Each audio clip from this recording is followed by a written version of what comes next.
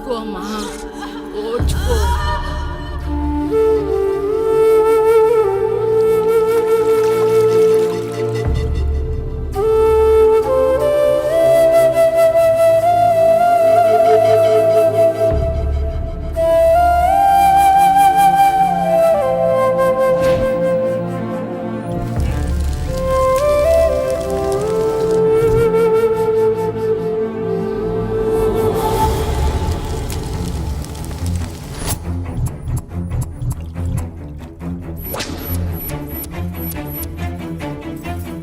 కొంచెం ఓర్చుకో, ఒక గంట ఆగితే ఆ దేవుడు కరుణిస్తాడు.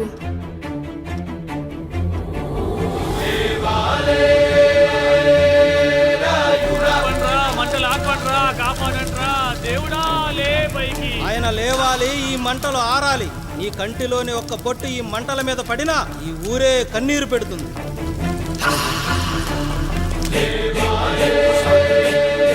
ఈరోజు మన ఊరాచారం నా వల్ల గోదావరిలో కలిసేలా ఉందిరా. భగవంతుడా, ఒక్క 5 నిమిషాలు, ఒక్క 5 నిమిషాలు నా ఈ పిల్లడ పిలిచి తండ్రి. సన్నని చినుకులు వడగలుగా మారి పిడుగుల రూపంలో బయటకు వస్తున్నాయిరా. నాలోని బాధ అనిచేది ఇప్పుడు. ఇంకొక 5 నిమిషాలు అంతే, నీళ్ళు సిద్ధంగా ఉంచుకోండి. ఆగు, ఎవరు చెప్పారా డెలివరీకి టైం అయిందని? ఆ దేవుడు నిద్ర లేచే వరకు ఈ ఊరు ఒత్త కూడా పోసుకోదు. ఇంకా 5 నిమిషాలు లేట్ అయితే ఆవిడ పేరు ముందు లేట్ పడుతుంది. అది చచ్చినా ఆ బిడ్డ వచ్చినా ఆ దేవుడు మంచం దిగి నేల మీద పడ్డాకే నీ కత్తి దాని ఒంట్లో దిగాలి. శభాష్ రా సమ్రా. ఇంకా నా వల్ల కాదురా, నా వల్ల కాదు. ఒక్క చుక్క కింద పడ్డా నేను చంపేస్తానురా. గొంతులో ప్రాణం పైకి పోవాలి గాని గుంటలో నీళ్లు కిందకి రాకూడదు. దేవుడు లేస్తాడు, 5 నిమిషాల్లో లేస్తాడు. ఓర్చుకో.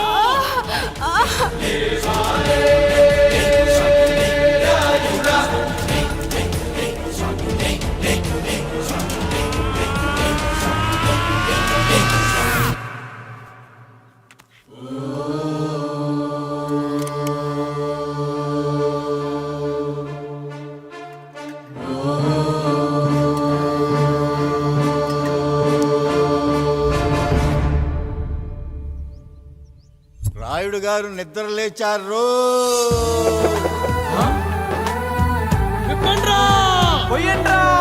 నీవు శారదా ఎలాగెత్తండి.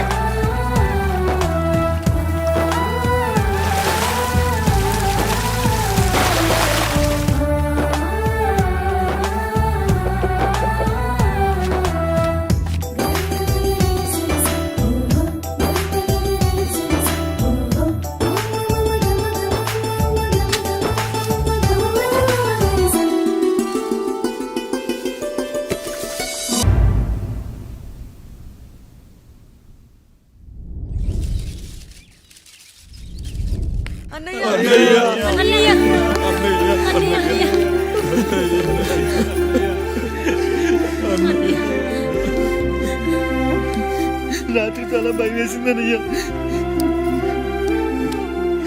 ఇప్పుడు మమ్మల్ని వదిలి వెళ్ళకన్నయ్యా.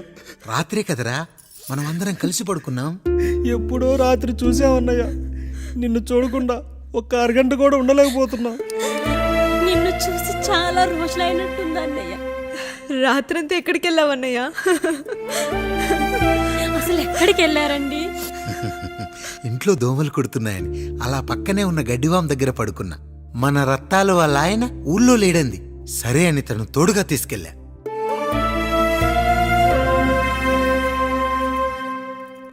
మీ సావుకటే మీ కుటుంబాన్ని నుంచి మిమ్మల్ని విడదీయాలయ్యా. అప్పటి వరకు మేము కళ్ళు తెరిస్తే మా కళ్ళ ముందు ఉండాలి, కళ్ళు మూస్తే మా కళ్ళలో ఉండాలయ్యా. నమస్కారం రాయుడు గారు.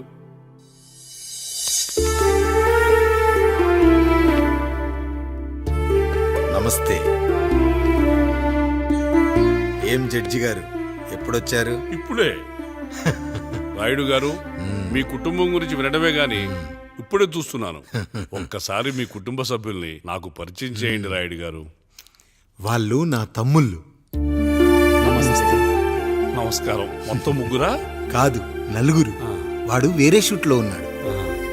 వీళ్ళు నా చెల్లెళ్ళు. నమస్కారం తల్లి. వీళ్ళు నా భార్యలు, నమస్కారం అమ్మా. వీళ్ళు నా బంధువులు. నమస్కారం. నా జీవితంలో ఎంతో ముఖ్యమైన, ఆ, ఇష్టమైన, ప్రాణమైన ఆ. మరో మనిషిని మీకు పరిచయం చేయాలి. ఆవిడే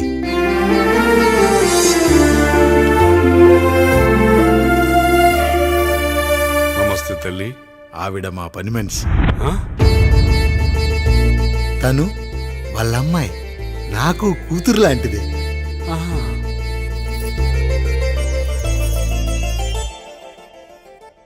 ఆ ఫోటోలోని వ్యక్తి ఎవరమ్మా? మీ ఆయన?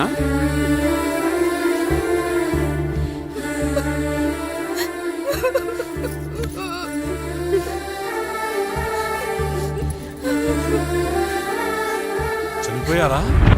అయ్యో లేదండి, ఎక్కడ పడితే అక్కడ ఏది పడితే అది వాగుతున్నాడని పోలీసులు నగర బహిష్కరణ చేశారండి. మళ్ళా ఎప్పుడొస్తాడు? నెక్స్ట్ సీన్కి వచ్చేస్తాడండి. ఈ అనుబంధాలు, ఆప్యాయతలు చూసిన తర్వాత నాకు ఒక కోరిక కలుగుతుంది రాయుడు గారు. మీరు కాదనరనే ధైర్యంతో అడుగుతున్నాను. అడగండి. నాకు ఒక్కతే కూతురు. ఆమెని మీ కుటుంబంలో సభ్యురాలుగా చేసుకుంటారని. తప్పకుండా. నా భార్యలకు అభ్యంతరం లేకపోతే తనను నేను పెళ్లి చేసుకుంటా.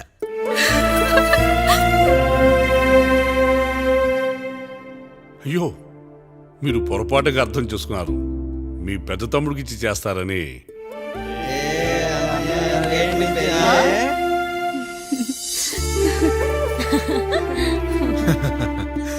తప్పకుండా తప్పకుండా ఒక మంచి రోజు చూసుకొని మీ ఇంటికి అమ్మాయిని చూసుకోవడానికి వస్తాం. ధన్యుణ్ణి రాయుడు గారు, ధన్యుణ్ణి. రండి రండి రాయుడు గారు. మీలాంటి పెద్దలు మా ఇంటికి వచ్చి మా అమ్మాయిని మీ కోడలుగా చేసుకోవటం. ఇంకా రాయుడు గారు ఏంటి బావగారు? బావగారు అని పిలవండి. సంతోషం. రండమ్మా. త్వరగా అమ్మాయిని పిలిపించండి. మా వాడు అసలే ఆగలేకపోతున్నాడు. మా వాడు చిన్నప్పటి నుంచి అంతేనండి, కక్కొచ్చినా ఏమొచ్చినా ఆపుకోలేడు.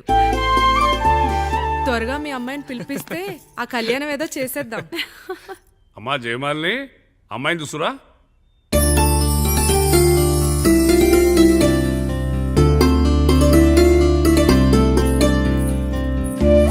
కూర్చోమ్మా.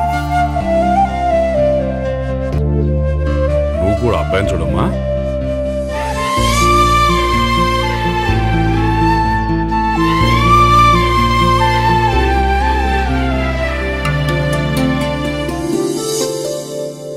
మా అమ్మాయి అని చెప్పుకోవడం కాదు కానీ అసలు ఈ కాలపిల్ల కాదు బావగారు. రాత్రంతా బయట తిరిగినా కోడి కుయ్యకు ముందు ఇంటికి వచ్చేస్తుందండి. మళ్ళా ఊరంతా నిద్రలేగిస్తే తప్పుగా అనుకుంటారు కదా. తను తిరిగే స్నేహితుల్లో పచ్చి తాగుబోతులు, తిరుగుబోతులు ఉన్నారు. కానీ ఆ విషయాన్ని తన మనసులోనే పెట్టుకుంటుంది కానీ స్నేహితుల గురించి ఎప్పుడూ చెడుగా చెప్పింది లేదు బావగారు. దీని చిన్నప్పుడే నా భార్య కారు డ్రైవర్తో కలిసి పక్క సందులోనే కూరగాయల మార్కెట్కి వెళ్ళి తప్పిపోయారు. అప్పటి నుంచి ఎంత వెతికించినా మా డ్రైవరు కనపడలేదు, నా భార్య దొరకలేదు.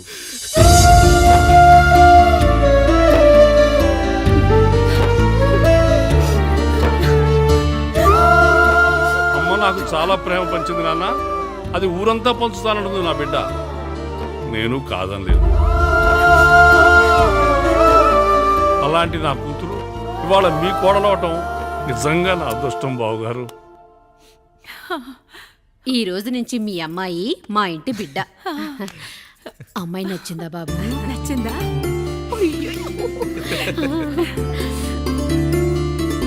వాడికేం తెలుసు అన్నయ్య గారు, చిన్న పిల్లాడు. ఇప్పటికీ ఆకుని చెవులో పువ్వుని నోట్లో పెట్టుకొని తిరుగుతూ ఉంటాడు.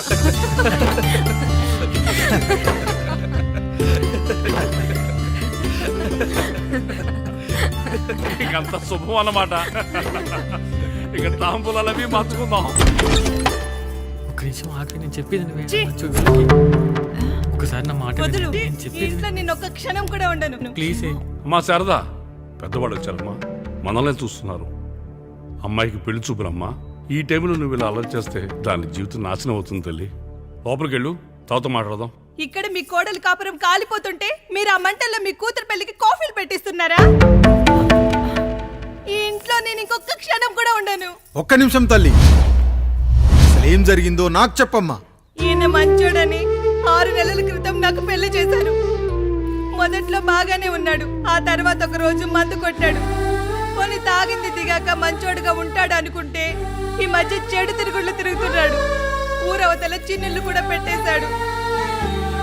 మీరే చెప్పండి రాయుడు గారు, ఈ ఇంట్లో నేను ఉండాలా, వెళ్ళిపోవాలా, ఈయన్ని వదిలేయాలా, అక్కర్లేదా? ఎస్, వదిలేయాలమ్మా. వదిలేయాల్సింది నీ భర్తను కాదు, అతనిలోని లోపాలు. ఆశ్చర్యపోతున్నావు కదూ? ఒక మగాడి బాధ సాటి మగాడిగా నేను చెప్తానమ్మా. ఆడదాని ప్రేమ వెలిగించిన అగరొత్తి లాంటిది. ఒకడు వెలిగించగానే కొన్ని గంటల్లో బూడిదైపోతుంది. కానీ మగాడి ప్రేమ దీపం లాంటిది. తను కాలుతూ కూడా నలుగురిని వెలిగించుకుంటాడు. ఆ వెలుగులో ఆనందాన్ని వెతుక్కుంటాడు. చూడమ్మా శారద, నువ్వు కాకిలోని నలుపును చూస్తున్నావు, నేను దాని రెట్టలో తెలుపును చూస్తున్నాను. మొగడు మందు కొట్టొస్తే నిన్ను కొట్టలేదని సంతోషపడాలి గాని బాధపడకూడదమ్మా.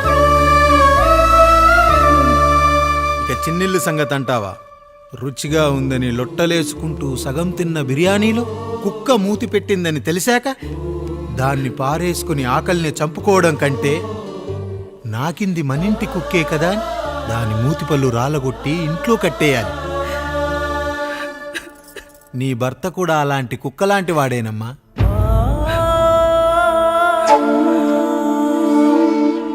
ఆడదానికి వయసొచ్చాక 3 ముళ్ళేసుకొని 90 ఏళ్ల జీవితం గురించి కలలు కంటుంది. అదే మగాడు 3 ముక్కలాడి 90 ml మందేయాలని కలలు కంటాడు. హౌస్లోనికి హౌస్ కీపింగ్కి తేడా తెలియని అమాయకపు జాతి అమ్మా మా మగజాతి. పండగ పూట తినే పాయసం రుచి గురించి మీకు తెలిసి ఉండొచ్చు. కానీ గర్లం కంటే చేదుగా ఉన్న బ్రాందీని కక్కలేక మింగలేక తాగే ఆ బాధ ఒక్క మగాళ్లకు మాత్రమే తెలుస్తుంది. కష్టాల్లో ఓదార్చిన మందును సుఖాల్లో మర్చిపోకూడదని తాగడమే కాని మాకు మాత్రం తాగాలని ఆశుంటుందా తల్లి? చివరిగా ఒక్క మాట, కష్టాలు పొంగల్లో మిరియాల్లా మనకే వస్తాయి, కానీ సంతోషాలు ఉప్మాలో జీడిపప్పులా పక్కనోడుతూ ఉంటాయి. ఎదుటివాడి ఉప్మాలో కూడా పనికిరాని కరివేపాకుంటుందని సర్దుకుపోవడమే జీవితమమ్మా. రాయుడు గారు, నన్ను క్షమించండి. రాయుడు గారు, నన్ను క్షమించండి. నా తప్పు నేను తెలుసుకున్నాను. ఈ రోజు నా 2 బిడ్డల జీవితాన్ని కాపాడారు రాయుడు గారు. ఈ శుభ కార్యక్రమాన్ని కూడా మీరే జరిపించండి. తప్పకుండా.